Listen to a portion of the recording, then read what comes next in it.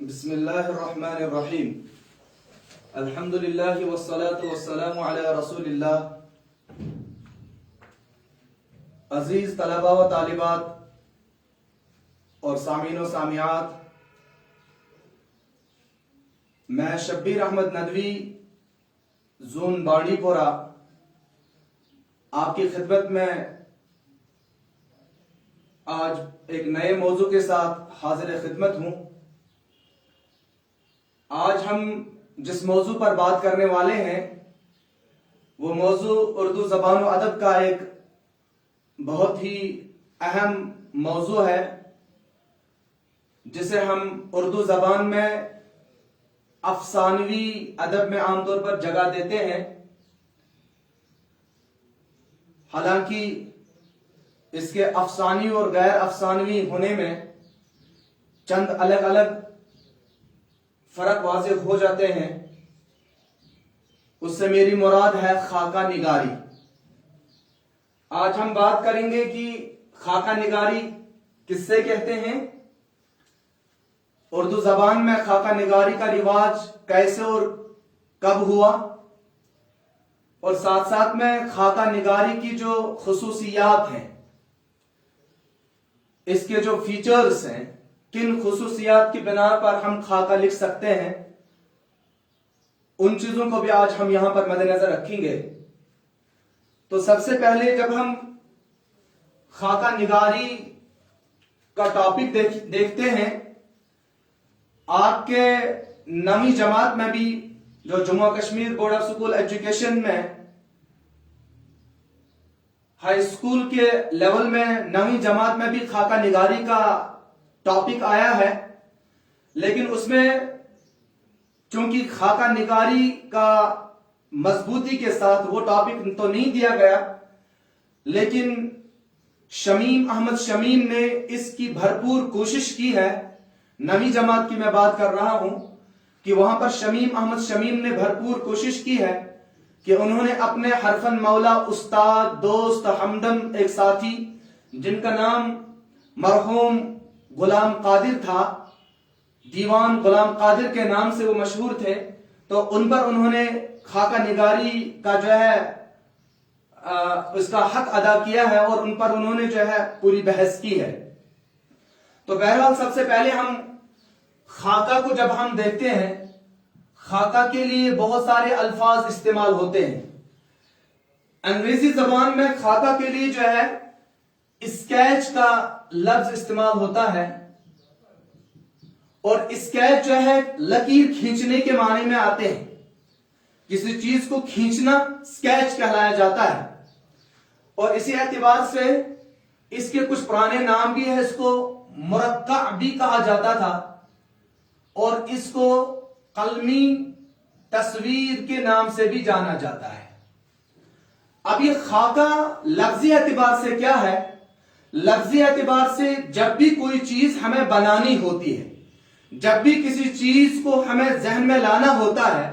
تو اس کے لیے ہم ایک جو ہے لکیریں ڈالتے ہیں. جیسے اگر ہمیں ایک مکان بنانا ہے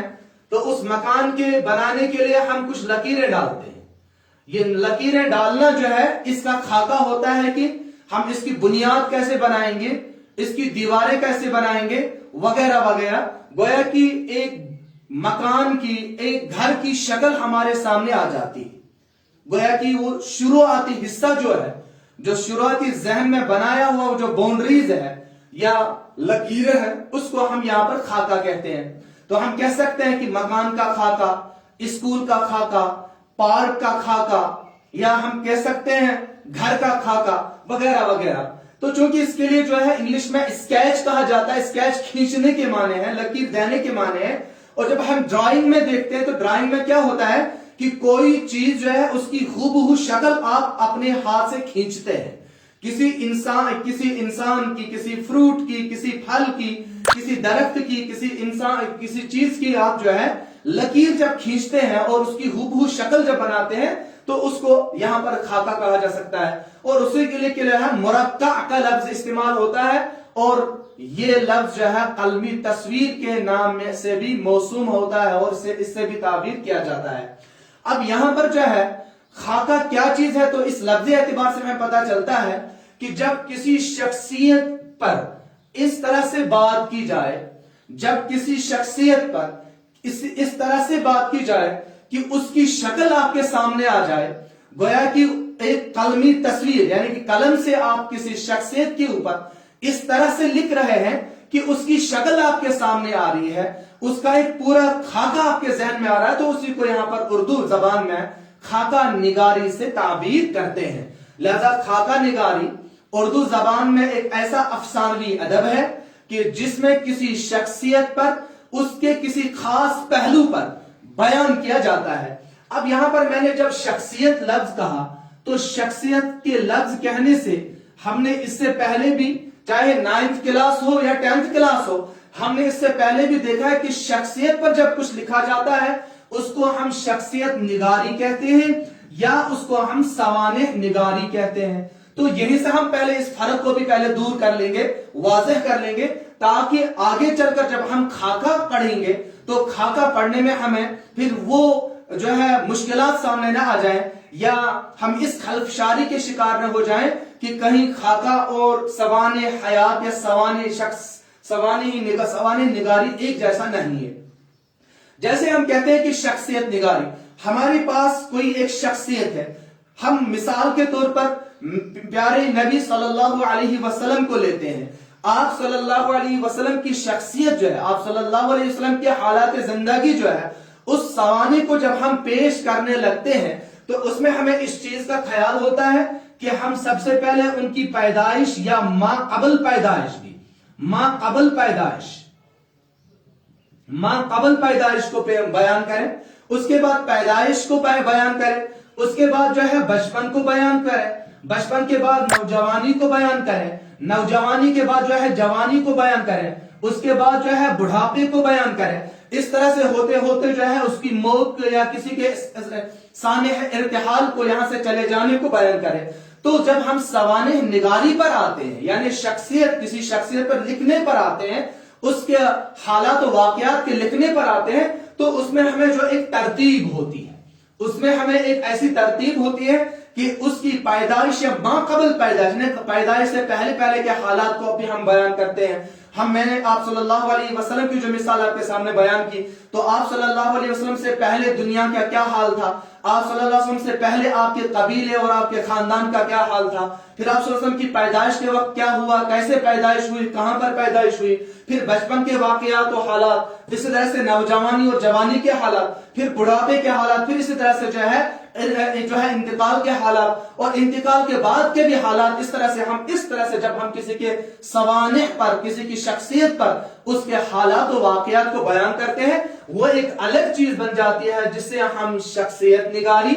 या सवाने निगारी कहते हैं। गोया कि सवाने निगारी या शख्सियत निगारी, और इस शख्सियत निगारी में जब हम आप सल्लल्लाहु अलैहि वसल्लम की बात करते हैं तो उसको हमें मुस्तकिल एक टॉपिक देते हैं जिसे हम सीरत कहते हैं, सीरत निगारी कहते हैं। लिहाजा इस सीरत निगारी हो या सवाने निगारी या शख्सियत निगारी हो, इसमें हम जो भी वाकयात और हालात बयान करते हैं, इनको हम तरतीब के साथ, गोया कि तरतीब हम बयान करते हैं। लेकिन यहां पर जो है खाके की कुछ और ही जो है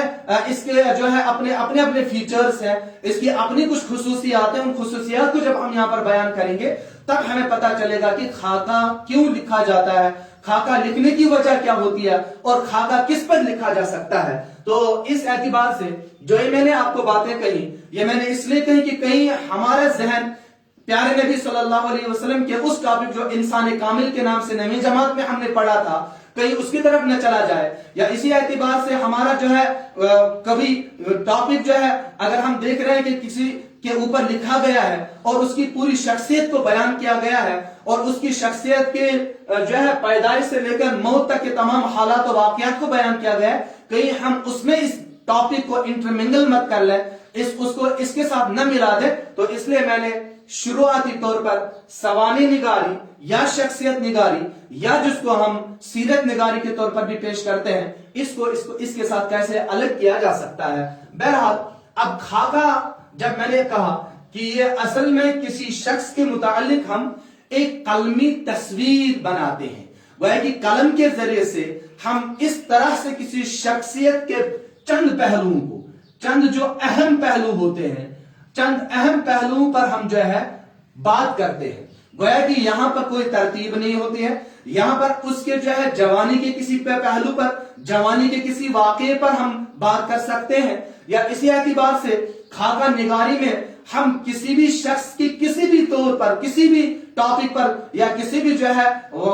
उसके हालात वाकयात पर हम बात कर सकते हैं। लेकिन वो चंद अहम ऐसे पहलू होते हैं जिनसे लिखने वाला जो होता है, यानी कि जो खाका लिखने वाला होता है, खाका लिखने वाला उनसे मुताअस्सिर होता है,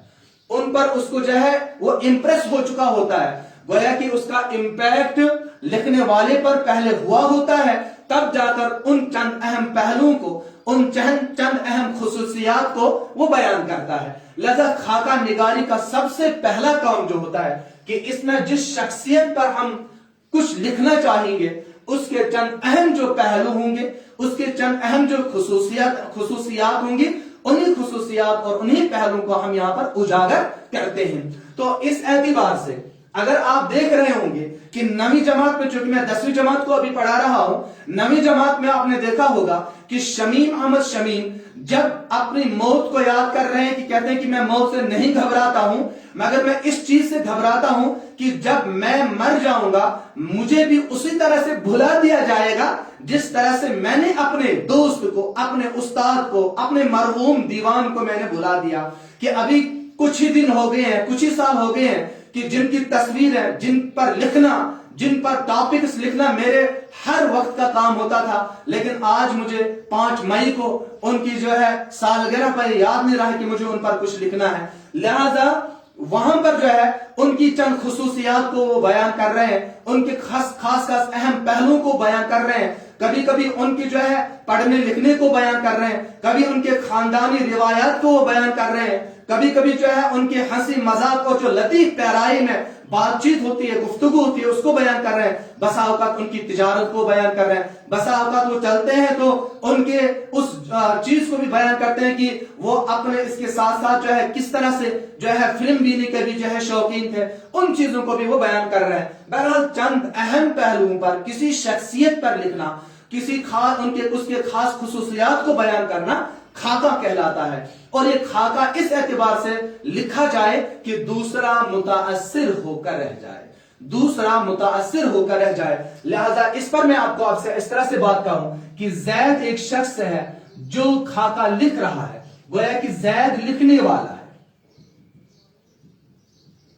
और जो है जैद के बाद जो है अहमद है, अहमद पर खाका लिखा गया है। गोया कि ये खाका का नाम है जिस शख्सियत पर, खाका की शख्सियत जो है कौन है यहां पर, अहमद है। और इसके लिए अब यहां पर 2 चीजें ज्यादा याद रखना जरूरी है, जो अब हम खुसूसियत की तरफ जाएंगे। कि इसकी पहली खुसूसियत यह है कि जैद जब तक अहमद के साथ कराबत के साथ नहीं रहा होगा, गोया कि जब तक कि इसके साथ कराबत नहीं होगी, जब तक कि इसके साथ इसकी बहुत सारी मुलाकातें नहीं होंगी, बहुत मुलाकातें नहीं होंगी, तब तक ये इस पर खाका नहीं लिख सकता है। लिहाजा पहली बात आप ध्यान में रखें कि जैद जब तक अहमद को सही से जानता नहीं होगा, उसके साथ सही से कराबत और वो करीब उससे नहीं होगा, उसके साथ बहुत सारी मुलाकातें नहीं होंगी, उसके साथ आमदो रफ्त नहीं होगा, तब तक ये खाका नहीं लिख सकता है। गोया कि हम ये कह सकते हैं, जैसा कि आपके 10वीं जमात में लिखा गया है कि खाका निगार के साथ कराबत और मुलाकातों का होना न होना उस खाके निगारी की जो है सबसे बड़ी कमी मानी जाएगी, और तब तक वो मजबूत खाका तस्लीम नहीं किया जा सकता है। लिहाजा जैद के लिए जरूरी है कि वो अहमद को जाने, और जब वो अहमद को जानता है उसके साथ हर एतबार से उसकी तमाम चीजों को जानता है, उसके हालात और वाकयात से वो वाकिफ है और उससे वो करीब भी है, तो इस एतबार से वो उस पर जब उससे मुताअस्सिर हुआ होगा, वो ताअस्सुर जो है मुताअस्सिर होने का जो मिसाल कायम कर सकता है कि जब वो उस पर खाका लिखेगा, उसकी शख्सियत के अहम पहलुओं को जब वो बयान करेगा, उसकी खुसूसियात को जब वो बयान करेगा, तो खुद ब खुद पता चलेगा। इसी एतबार से जब हम यहां पर देखते हैं कि बाबाए उर्दू मौलवी अब्दुल हक साहब ने जब खाका लिखा है, और खाका भी किस पर लिखा, अपने ही उस्ताद पर लिखा है, जिनका नाम मौलाना अल्ताफ हुसैन हाली था। लिहाजा मौलाना अल्ताफ हुसैन हाली पर जब वो खाका लिख रहे हैं तो खाका निगारी के एतबार से एक तो खुद भी उनसे मुतासिर है, और इसका तीसरा पहलू यह है कि अब इसको पढ़ने वाला जो है तीसरा शख्स है। पहला शख्स लिखने वाला है, दूसरा शख्स है कि जिस पर लिखा जा रहा है, और तीसरा शख्स है कि जो इसको पढ़ने वाला है। लिहाजा खाका जो पढ़ने वाला है, ये पढ़ने वाला भी मुतासिर रहे बगैर न रहे, मुतासिर हुए बगैर न रहे, ये इस खाका निगार की कामयाबी की दलील होती है। लिहाजा जब कोई खाका किसी पर लिखे, सबसे पहले वो उससे खुद मुतासिर हो, और जब वो अपनी तहरीर पेश करे कि उसके चंद अहम नुकात को, अहम पहलुओं को, अहम खुसूसियात को बयान करे, तो वो इस तरह से लिखे कि जब कोई उसको पढ़े वो भी मुतासिर हुए बाकी न रहे। इसका एक सबसे मजबूत तरीन खाका तस्लीम किया जाएगा। और एक और चीज जो इसमें हमें याद रखनी होती है वो यह है कि जब कोई किसी पर खाका लिखता है, वो खाका किस तरह का होना चाहिए, उसमें दो चीजों का होना बहुत ही ज्यादा जरूरी है। एक ये कि वो किसी भी एतबार से उस पर जो है किसी भी तरह का उस पर जो है रौब ना हो, गोया कि मरऊबियत की बुनियाद पर, मरऊबियत की बुनियाद पर, यानी कि कोई किसी का रौब है, किसी का दबाव है, किसी का डर है, और उस डर की बुनियाद पर, उस दबाव की बुनियाद पर, उस रौब की बुनियाद पर कोई किसी का खाका लिखे तो इससे खाके का हक अदा नहीं हो सकता है। लेकिन यहां पर कहा जा सकता है खाका तभी मजबूत और बेहतरीन खाका तस्लीम किया जाएगा जब वो मरऊबियत से पाक हो। जब मरऊबियत से पाक हो, इसका मतलब यह भी हो सकता है, ये मरऊबियत इस तरह से भी कभी हो सकती है कि किसी के अंदर में किसी भी गलती को तस्लीम करता ही नहीं हूं, और मैं इस तरह से उससे मुतासिर हो चुका हूं कि मैं उसमें किसी भी तरह की गलती को तस्लीम नहीं करता हूं, और मैं उस पर लिखने जा रहा हूं, और लिखने पर सिर्फ जो मुस्बत पहलू, उन मुस्बत पहलुओं को मैं बयान कर रहा हूं, तो ये इस मरऊबियत की वजह से उसका खाका लिखने का हक अदा नहीं होगा।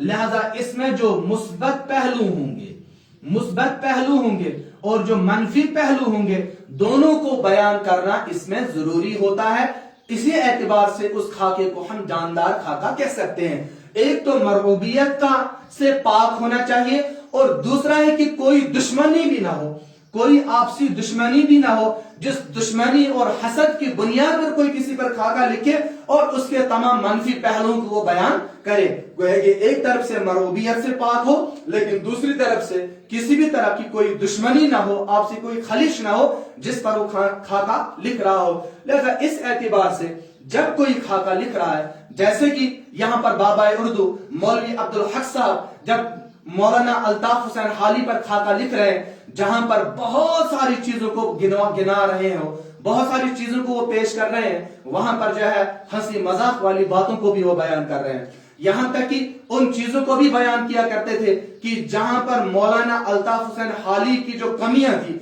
जैसे वो अंग्रेजी यकसर नहीं जानते थे